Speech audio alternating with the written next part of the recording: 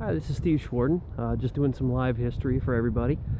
Today I'm at Fort Necessity, George Washington's hastily built fort back in the 1754.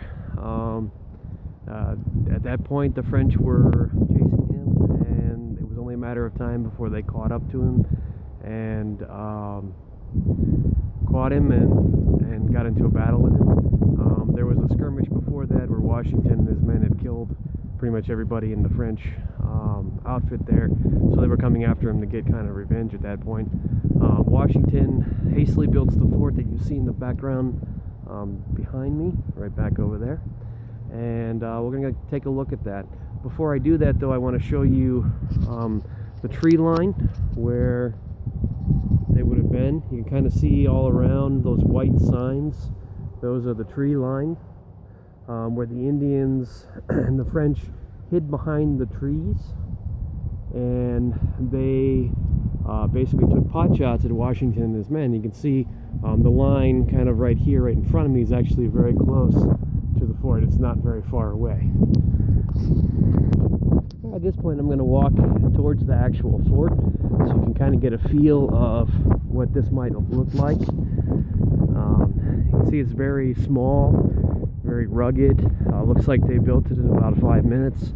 And I mean, I'm sure it probably took longer than that, cutting down trees and shaving off everything so you would get boards and that. You can see the earthworks all through here.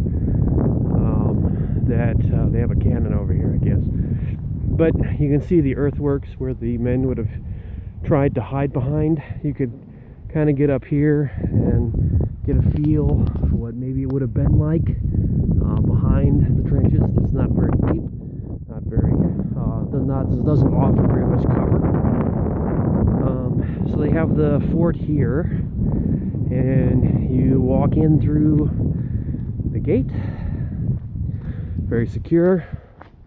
You can see there's holes all out through here. Very small inside of here.